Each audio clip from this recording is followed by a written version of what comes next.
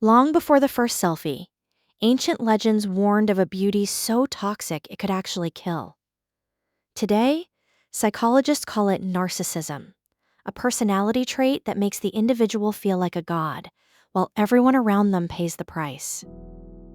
Long before we had smartphones to capture our every angle, the ancient world was already grappling with the concept of being a little too into oneself. It's a story that starts with a reflection and ends with a warning, and honestly, it's just as relevant today as it was in the marble halls of Greece and Rome. Imagine a guy named Narcissus. He's wandering through the world, and by all accounts, he is exceptionally handsome. People are naturally drawn to him, including a nymph named Echo, who is tragically destined to only repeat what others say. But Narcissus isn't interested. He rejects her, and in his solitude, he wanders over to a still, clear river. As he leans down for a drink, he sees something he's never truly noticed before: himself. He doesn't realize it's a reflection. To him, this face in the water is the most beautiful thing he's ever seen, and he falls completely, hopelessly in love with it. He stays there, pinned to the riverbank, unable to look away, unable to eat, and unable to leave. Eventually, that obsession costs him his life. Legend says he drowned in that very water, and where he died, a flower grew. The narcissus. It's a poetic, haunting way to explain a personality trait, but it gives us the perfect baseline for what we now call narcissism, an elevated and often detrimental self-involvement. But here is where we move from the myth into the modern reality. For a long time, we just thought of this as being stuck on yourself, or maybe just being a bit of a jerk. However, psychologists have spent decades digging deeper, and they've found that narcissism isn't just a bad attitude. It's a complex set of traits that they've actually classified and studied. In the world of psychology, the definition shifts away from loving your reflection and toward having an inflated, grandiose self-image. It's the internal belief that you are fundamentally better looking, smarter, and more important than the people around you. It isn't just confidence, it's a sense of entitlement. Narcissists don't just hope for special treatment, they truly believe they deserve it because of their perceived superiority. What's fascinating is how this evolved from a story about a guy by a river into a spectrum of human behavior. Psychologists now recognize that narcissism shows up in different flavors. You have the grandiose narcissist, the one we all recognize, the loud, charming, look at me type who thrives in the spotlight.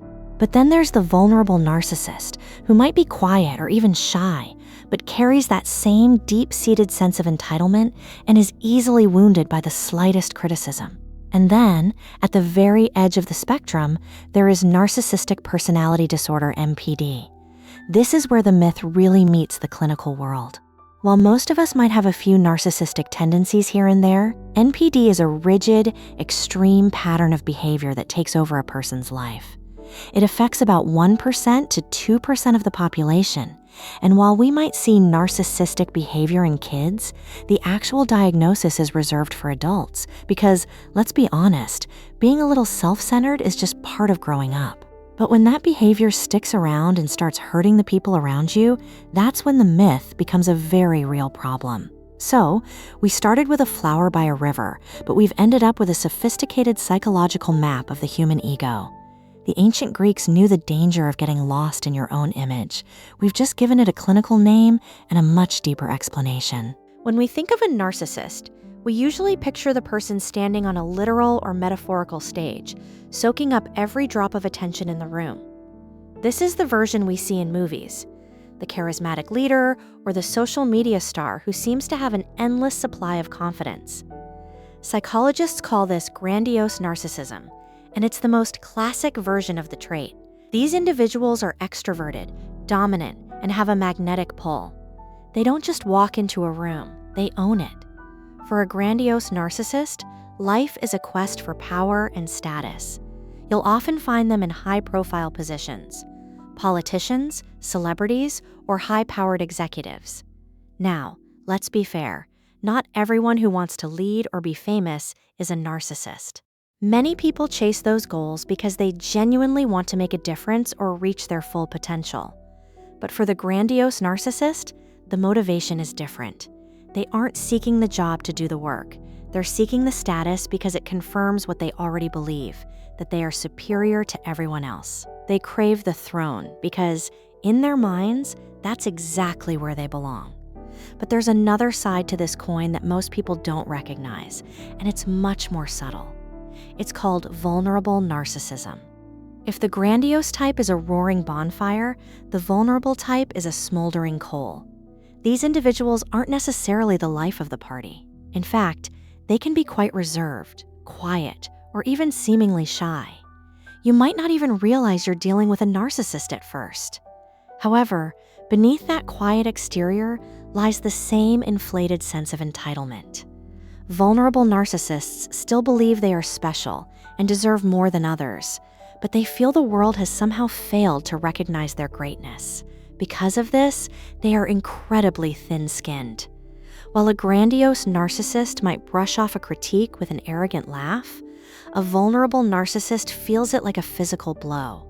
They are easily threatened, constantly on the lookout for slights, and can become deeply resentful when they don't get the admiration they feel they've earned just by existing. The two faces of narcissism are essentially different ways of protecting the same thing, a fragile ego.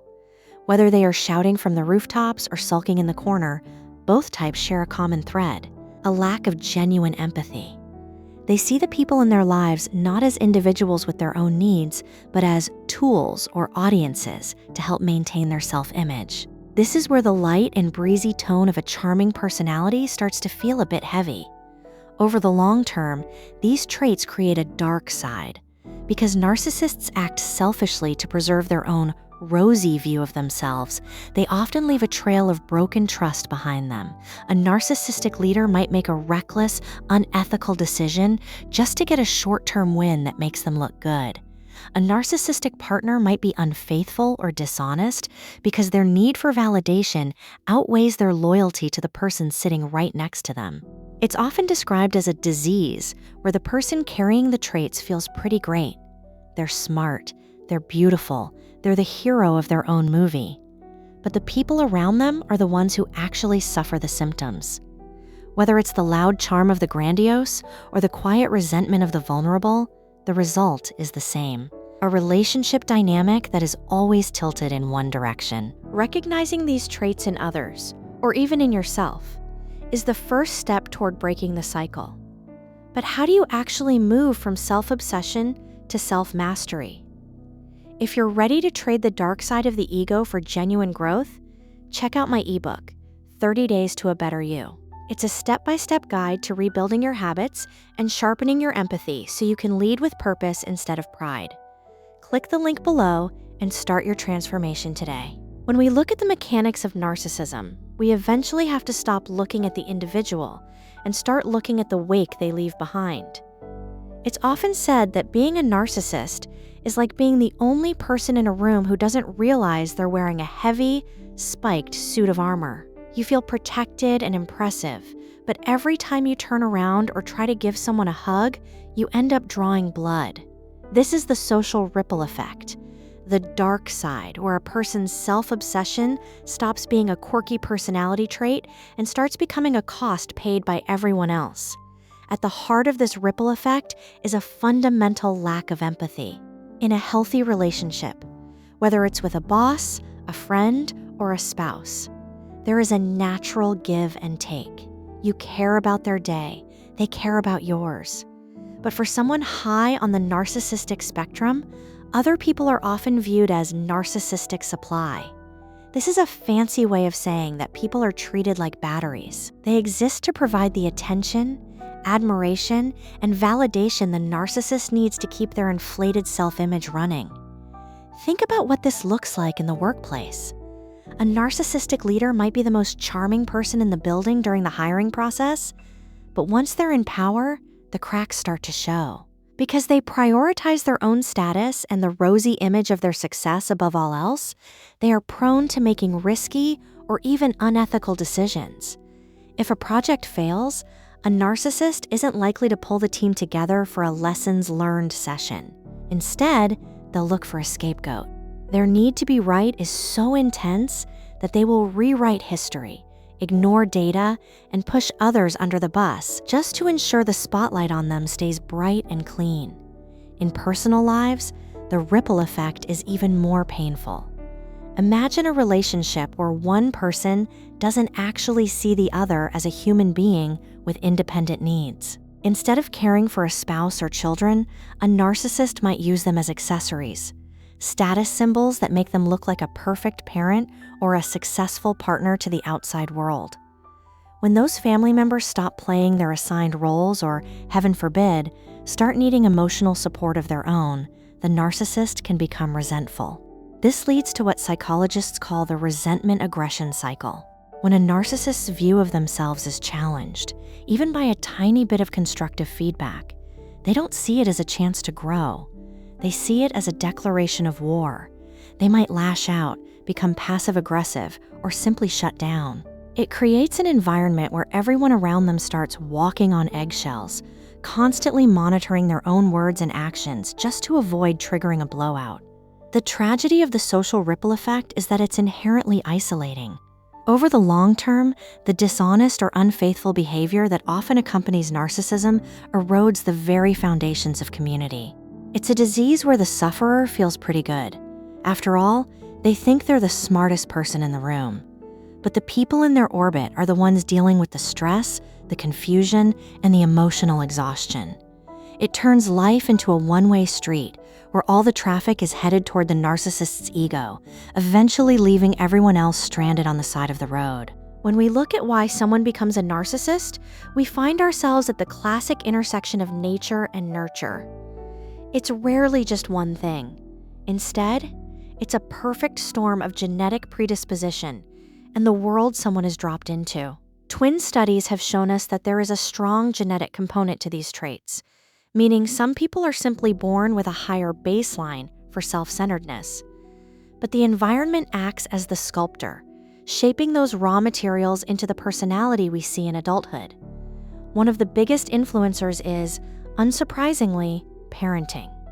But here's the twist. It's not just bad parenting that creates a narcissist. It's often a specific kind of too much or too little. On one hand, you have the parents who put their child on a massive, untouchable pedestal. These children are told they are perfect, that they can do no wrong, and that they are fundamentally better or more deserving than their peers. When a child is raised as a golden child, who never faces the reality of failure or the necessity of sharing, they can develop grandiose narcissism. They enter the world expecting the same pedestal everyone gave them at home. On the flip side, cold or controlling parenting can lead to the vulnerable narcissist. If a child feels that love is conditional, only given when they achieve something great or withheld as a form of control, they might develop a fragile, inflated ego as a defense mechanism. They feel they must be special to be worthy of love, yet they are constantly terrified that they aren't actually meeting the mark. But we can't talk about pedestals without talking about the culture we live in. Narcissism doesn't exist in a vacuum. It's higher in societies that prioritize individuality and self-promotion over communal well-being. In the United States, for example, narcissistic traits have been on a steady climb since the 1970s.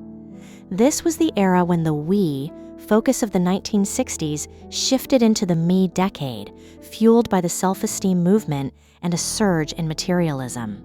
We started telling everyone they were special before they had even done anything, and we began measuring success by how much we could accumulate and display. Then, enter the digital age. Social media is the ultimate megaphone for narcissistic traits. Now, to be clear, there's no hard evidence that social media causes narcissism.